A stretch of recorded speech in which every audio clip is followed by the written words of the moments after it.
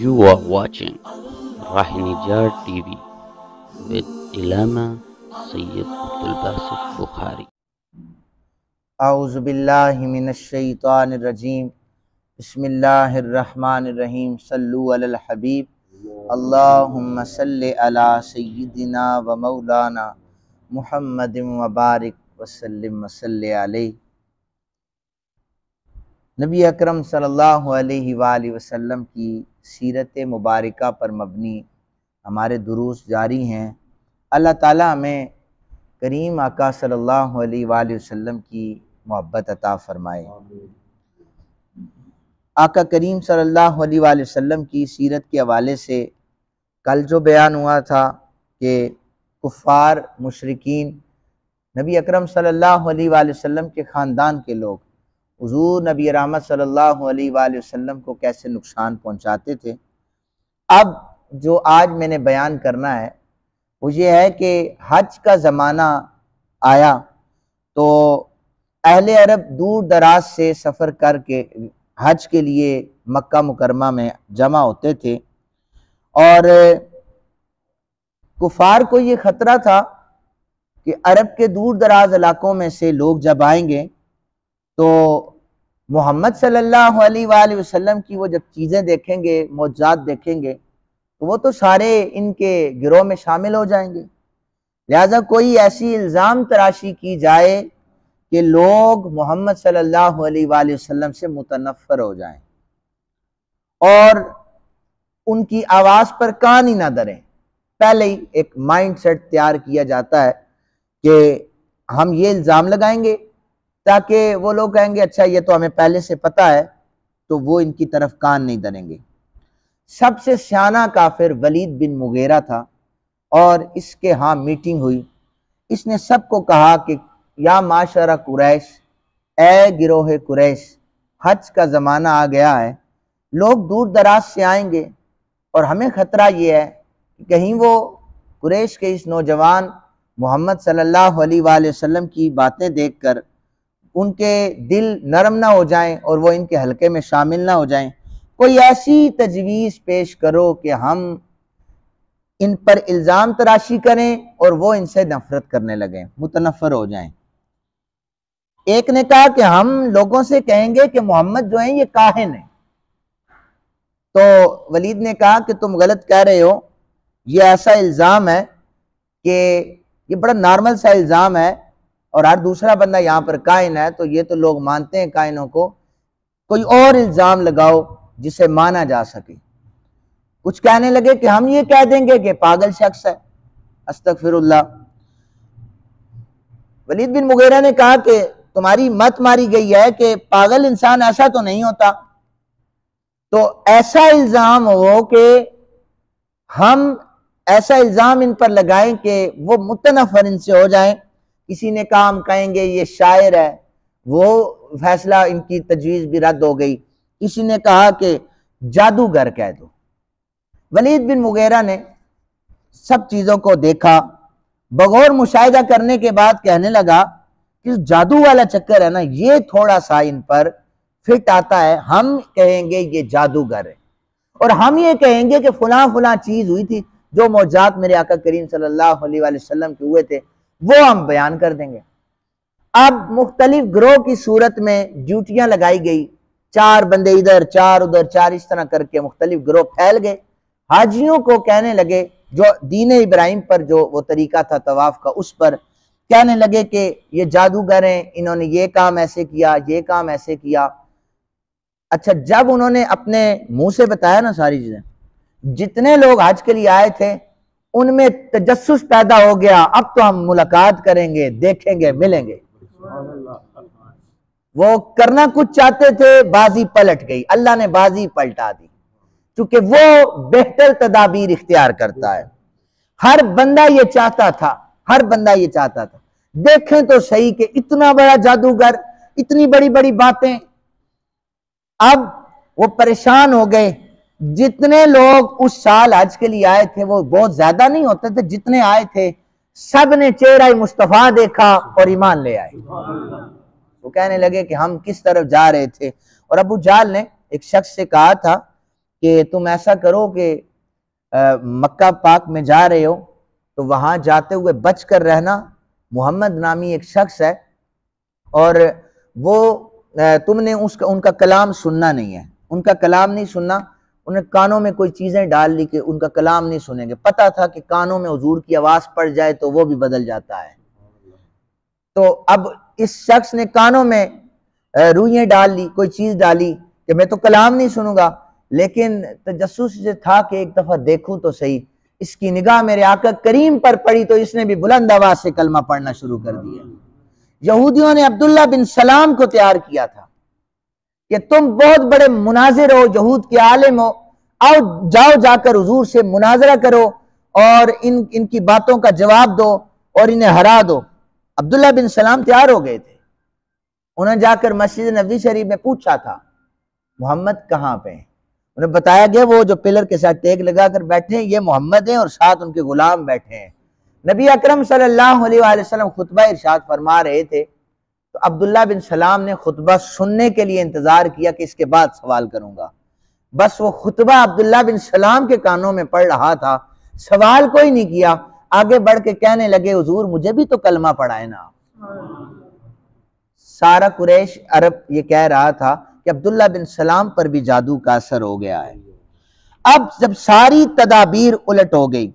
اب انہوں نے طرح طرح کی تکلیفیں میرے آقا کریم صلی اللہ علیہ وآلہ وسلم کو پہنچانی شروع کر دی۔ بیت اللہ شریف میں میرے آقا کریم نماز ادا فرما رہے تھے، عقبہ بن ابی معیط یہ شخص آیا اور یہ انتہائی شاطر اور چال باز اور نقصان پہنچانے والوں میں سر فہرست یہ بندہ تھا عقبہ۔ اس نے کیا کیا کہ آقا کریم صلی اللہ علیہ وآلہ وسلم کے گردن مبارک میں نا ایک چادر ڈالی اور اس کو رول کرنا شروع کیا، اتنا اس نے زور سے اس کو پھیرنا شروع کیا کہ آقا کریم صلی اللہ علیہ وآلہ وسلم کا سانس رکنے لگا اور آپ کے گھٹنے زمین سے لگ گئے۔ حضرت جناب ابو بکر پاک نے دیکھا، ان سے رہا نہ گیا، آپ نے جا کر عقبہ کو دھکے دے کر پیچھے کیا اور یہ کہا کہ اتقتلون رجلا ان یقول ربی اللہ، تم اس انسان کو میں اس لیے مار ڈالنا چاہتے ہو کہ وہ یہ کہتا ہے کہ اللہ ایک ہے، یہ نقصان پہنچا رہے ہو۔ اسی طرح نبی اکرم صلی اللہ علیہ وآلہ وسلم کعبۃ اللہ میں نماز پڑھ رہے تھے، ابو جہل نے بلند آواز سے کہنا شروع کر دیا کہ یہ دکھلاوا کر رہے ہیں، اور اچانک شرارت اس کے ذہن میں آئی، اپنے ایک بندے سے کہنے لگا جاؤ فلاں جگہ پر اونٹ ذبح ہوا ہے، اس کی آنتیں اور اوجڑی اٹھا کے لے آؤ۔ میرے آقا کریم صلی اللہ علیہ وآلہ وسلم سجدے کی حالت میں تھے اور جب وہ اونٹ کی اوجڑی آئی تو میرے آقا کریم صلی اللہ علیہ وآلہ وسلم کی گردن مبارک پر رکھ دی گئی۔ یہ پہلی دفعہ ایسے ہوا تھا کہ جب اپنے محبوب سے باتوں میں آقا کریم صلی اللہ علیہ وآلہ وسلم محو تھے، اس وقت پلید چیز آقا کریم کی گردن مبارک پر رکھی گئی تھی، کوئی بھی قریب نہیں تھا اس وقت۔ سیدہ فاطمہ پاک کی عمر 9 یا 10 سال تھی، بیٹی نے جا کر باپ کے کندھے مبارک سے اوجڑی کو اٹھایا۔ اب چشم فلک یہ نظارہ دیکھ رہی تھی، کفار سامنے کھڑے تھے کہ 10 سال کی بیٹی اپنے باپ کے لیے آگے بڑھی ہے۔ اللہ تعالیٰ نے اسلام کو پاور عطا کرنی تھی اور یہ آزمائشیں انبیاء پر آ رہی تھی، لیکن میرے آقا کریم صلی اللہ علیہ وآلہ وسلم اکثر فرمایا کرتے تھے ما اوذی نبی مثل ما اوذیت، کسی نبی کو اتنی ایذا نہیں پہنچائی گئی جتنی مجھے پہنچائی گئی۔ آدمی جتنا بڑا ہوتا ہے امتحان بھی اتنا بڑا ہی اس پہ آتا ہے۔